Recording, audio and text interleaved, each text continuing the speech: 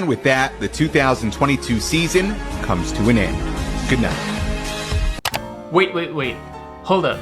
How is 2022 already over? Yes, it was like a whirlwind, but I still remember all of the moments like it was just last week. We definitely kicked off our year strong by flying to one of Canada's most beautiful towns, the town of Banff, Alberta. The drive to the town was amazing, and the view of the snow-capped mountains as you enter Banff never gets old. I remember the hotel that we stayed in wasn't exactly a 5-star resort, but had a perfect location because it was just a few minutes away from the beautiful Lake Louise. Look how thick the snow! Actually, what are these? Whoa! It's a little deeper than I thought. Our inner child took over when we saw all the snow on Lake Louise, and we even put on some skates to do a few laps around the rink. Super thankful that there were no broken bones after that. We woke up bright and early the next day to officially begin our exploration. We caught the elusive train at Moran's Curve and went for a short hike at Johnson Canyon before sipping on some hot cocoa at Fairmont Chateau's ice bar. I'm sleeping! We were literally sitting on ice while having some hot chocolate, and my body was a bit confused about whether to feel cold or warm. But the highlight of that day was driving north to Abraham Lake to find these popular methane bubbles.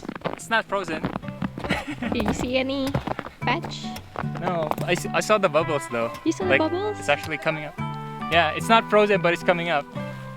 Since we were already in Banff, we made sure to check in at Emerald Lake Lodge, which is technically on the British Columbia side, but it was close enough that it didn't make sense not to visit it. Especially this place is truly iconic in Canada. The lodge was like a small village where you can go around and explore.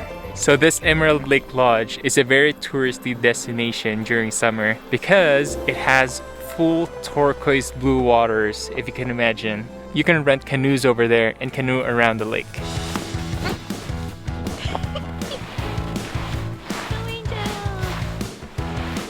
But the most unbelievable part of our stay was finding this frozen waterfall called the Natural Bridge.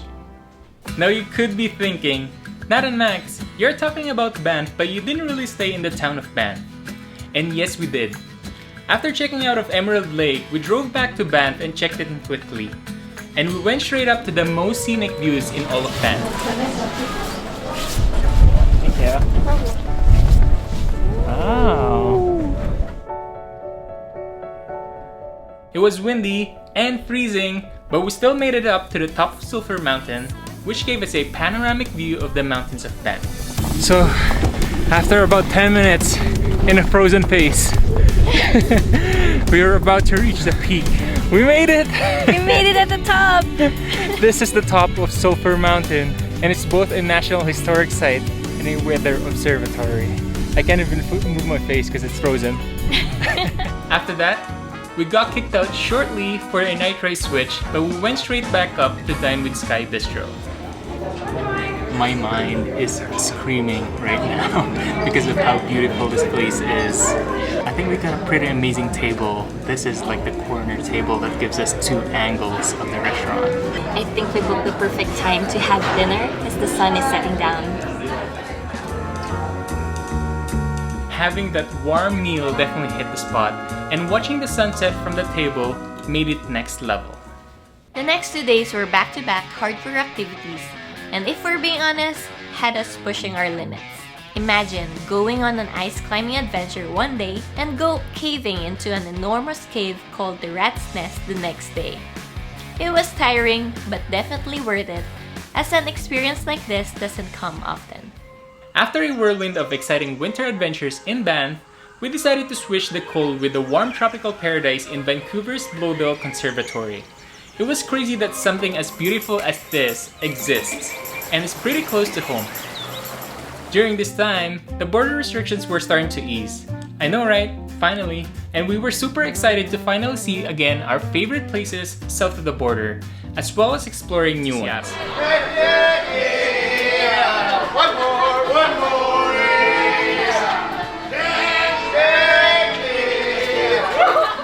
We have always heard about this small German town in Washington, which is themed like Bavaria. We thought it would be more epic to see Leavenworth during Christmas time, but it didn't really matter because most of the Christmas lights were still on and there were Christmas shops year-round. Of course, we didn't pass up any chance to grab some gigantic pretzels. And since we're already in the US, we made sure to spend the day in Seattle having food that we've missed. It's been a good 2 to 3 years since we last visited, so we went a little crazy. But also, we made sure to visit new places that we haven't seen, like this incredibly picturesque library that make you feel like you're in Hogwarts. There are no owls flying above us though. The US border easing restrictions kind of opened the floodgates for our travels that year, and most importantly realizing that oh my goodness, we can finally fly to Disneyland.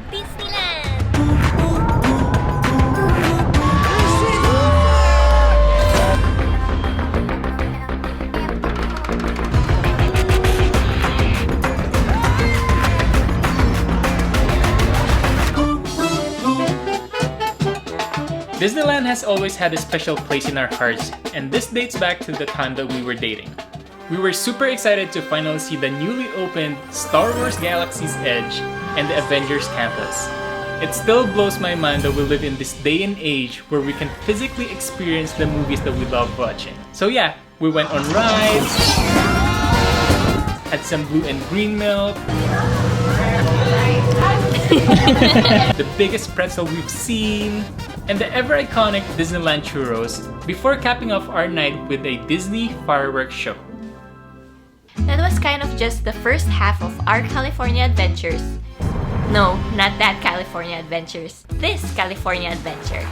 Because after spending a tiring day at the happiest place on earth, we took a ferry to a European-like island on the coast of California. Our time in Santa Catalina was so relaxing. It just had a vibe that you were really on a vacation. Smelling the fresh ocean breeze while eating some poke by the beach was definitely one of my favorite parts. But sadly, we only had a night to spend on Santa Catalina Island, as we were about to go on an epic road trip from LA to Las Vegas. The weather didn't make it easy for us though, as there were clearly stronger than expected winds that rocked our ferry and kept blowing us off. This is just ridiculous. We didn't really do a straight up grab because we wanted to see the most iconic roadside attractions on our way to Vegas. Let's just say that there were some good ones, and there are some good but weird ones. Arriving in Las Vegas was definitely the highlight, as we started seeing all of these fancy tall structures we've only seen in movies. And the cherry on top? We got to stay in a suite right beside the Eiffel Tower. Oh my gosh! Now that's a view! We have the Eiffel Tower in front of us. No one close this window! And as you guessed, the next set of events were all toward exploring Las Vegas. We went to some of the biggest and most popular resorts in the Las Vegas Strip, like Caesars, the Flamingo, and the Venetian. We even went on a gigantic Ferris wheel to see a bird's eye view of the Strip. That was epic. But even more epic was we get to stay at the Bellagio for free. This is just definitely my entertainment. I I don't even need the TV. It's so nice. And we can even see the mountains from here. But sadly, all good things must come to an end. But we felt less sad because we flew to the east coast of Canada to a place we had never been before. The historic city of Montreal. We've been to a few places in Canada now, but Montreal was definitely different, as French is the main language, and we know nothing about speaking, reading, or understanding French. I think we managed well though, because we still were able to explore old Montreal, be mesmerized by its beautiful architecture, and learn a lot about how it came to be. On the way to our next destination, instead of flying, we hopped on a train to experience long-distance train travel for the first time. Here we thought that the Via Rail station in Montreal was pretty massive, so you could imagine how our minds were blown after arriving at Toronto Union Station. Wow. This is such a bigger station. But after a few questions asked here and there, we found our way to our hotel. You can say that one of the main objectives of our trip in Eastern Canada was to explore the largest city in the country, Toronto. And it is so large, it was challenging to fit everything in just a matter of days. So we said, for this trip, we're just going to focus on downtown Toronto.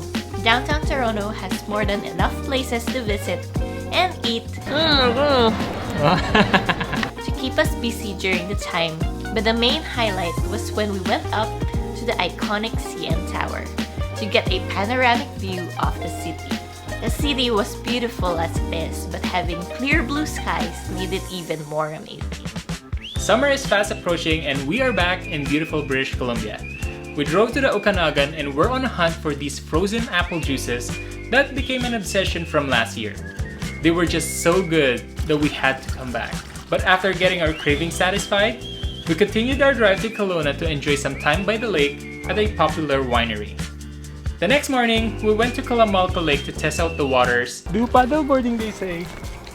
Oh my god. And yes, it was still freezing, but the journey to Kelowna was really to meet up with my family who traveled by car all the way from Winnipeg. We are familiar with the challenge because this was something that we went through when we moved to Vancouver from Winnipeg. So since we had the family for a week, we brought them to a 4-hour harbor cruise going from downtown Vancouver to the Indian Arm. It was also our first time boarding a harbor cruise and we were super excited to have what they were serving for lunch. But most of the time after that, we were just on the top deck being mesmerized by the pristine beauty of the Indian Arm. British Columbia is just filled with historic places, and we traveled to one during one weekend of summer. Before arriving, we made a detour to a local farm that we heard served these ginormous blueberry pancakes. And after getting stuffed with all this goodness, we made our way to Fort Langley. Fort Langley offered this cute small town vibe, which we really adored. And the main highlight of the trip was visiting the Fort Langley historic site, which transported us to the times where fur trade was still the biggest business in the country. We got to visit each exhibit and learn about the rich history of the place, and also relived some of the medieval TV shows that we love watching. After summing up our adventures in Fort Langley, we brought our excitement for new experiences up north in Whistler. Now, you've probably seen us in Whistler a few times now, and I think that's mainly because the adventures keep on flowing in the mountains. This time around, we hiked to the top of Whistler Mountain to find the gigantic snow walls that you can only find during the first few weeks of summer. You guys, I think I finally see it. This is the highest snow wall I've seen so far. I think if I was to measure it, I think it would be like 5 or 6 times my size. And although it was quite a hike to get up there, it was super satisfying as soon as I saw those snow walls. That's not a sight you see every day. And if you've noticed, Max skipped the hike to the snow walls, and that's because we're officially expecting our first baby. And we are thrilled to have shared with you our pregnancy journey. It wasn't a walk in the park getting here like we see in the movies, but it was all worth it in the end. We just met you today. This changes a lot of things for us, but most importantly, the way we travel. We now have to care for a growing little human in my belly, so we made the pivot to have more relaxing travels. It's a good thing that British Columbia doesn't have a shortage of relaxing places. So we hopped on a ferry to spend a relaxing weekend on the Sunshine Coast. Our time at the Sunshine Coast was so good that we felt the need to go for another staycation weekend. This time around, a little bit closer to home but still needs a ferry ride. We stayed at the Unique Float House in Bowen Island. A big highlight on the Unique because the place was rocking every time the waves came into the marina. We're actually feeling the difference right now. I can feel it moving a little bit. The Float House had the perfect location because it was only a few steps away from Bowen Island's restaurants, so grabbing a bite was never a problem. My favorite part though was waking up in the morning and getting to enjoy the presence of the water. So calm and serene. We treat our YouTube channel as this memory bank in that we put all our moments on, and another core memory is on the way. We officially read the letter telling us the gender of our baby, and had the pleasure of sharing with you all that Nat and I will be having a baby girl. It was the peak of summer and we did one more run of adventurous activities in Whistler. And like last time, Max happily stayed behind in the village to do more relaxing activities as I shout my heart out while flying between two mountains on not one, but two of the most extreme zip lines in Whistler, Canada.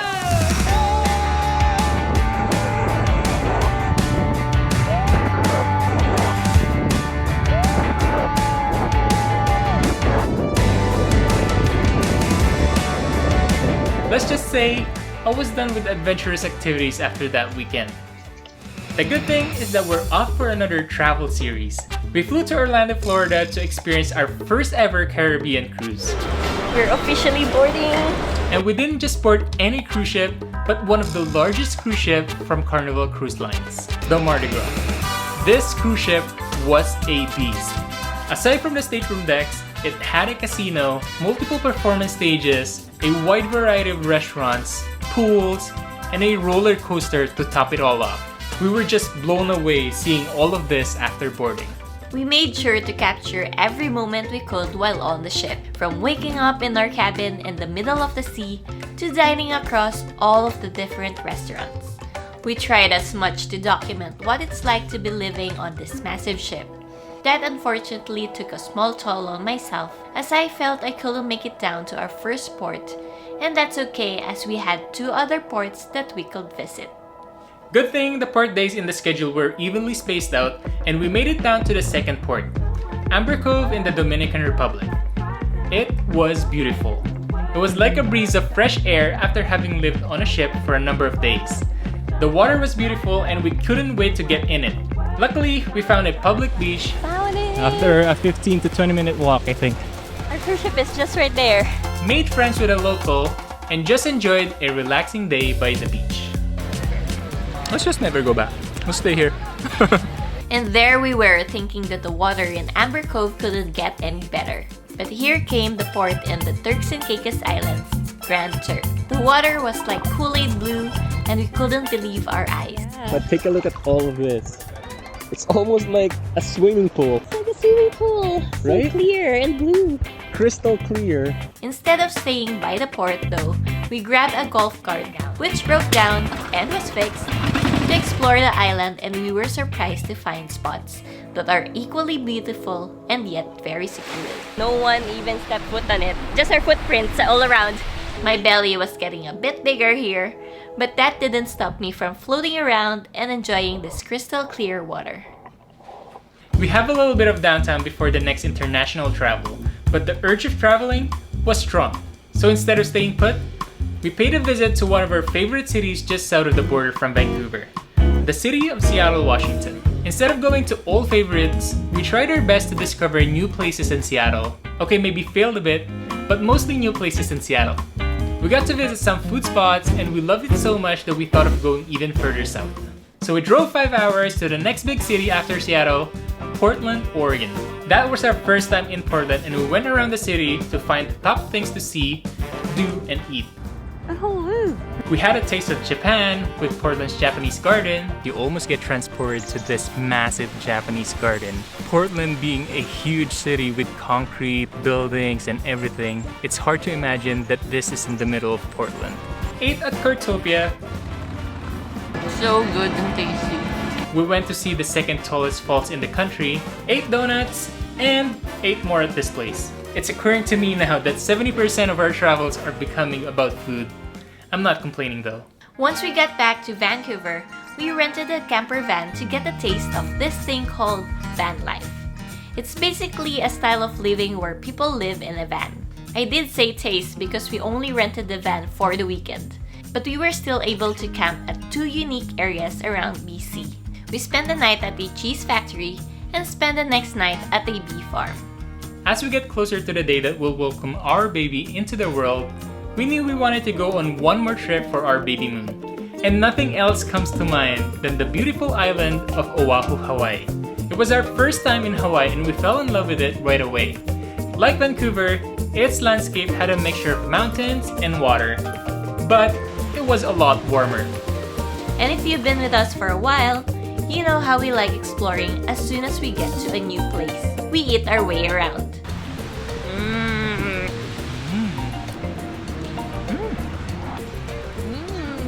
The first day was mostly exploring the Waikiki beach because we were kind of reserving our adventures. Because in the next few days, Nat's family also flew in to join us for one big family vacation. Aloha!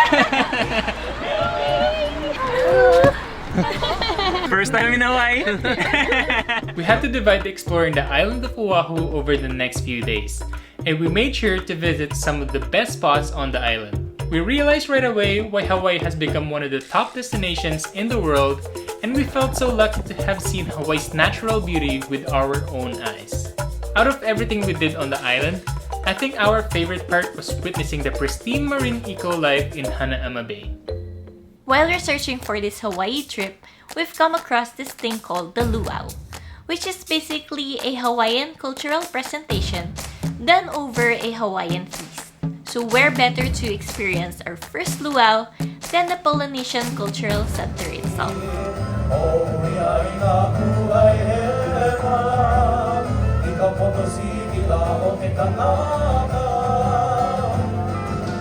Visiting the PCC was a big highlight of the trip because it educated us about the culture and history of the Polynesian islands. And we love how they introduce you to their culture, not only just by telling you stories, but also get to participate in them.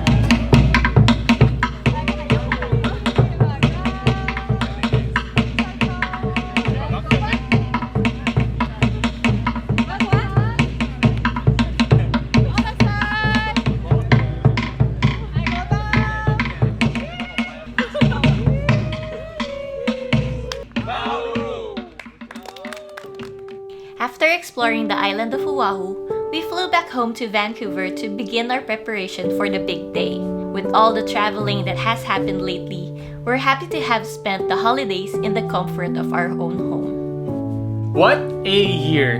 2022 was a year filled with adventure, curiosity, satisfaction, and fulfillment. And we're not sure what 2023 brings, but we have a feeling that it's going to be unlike anything we've ever experienced.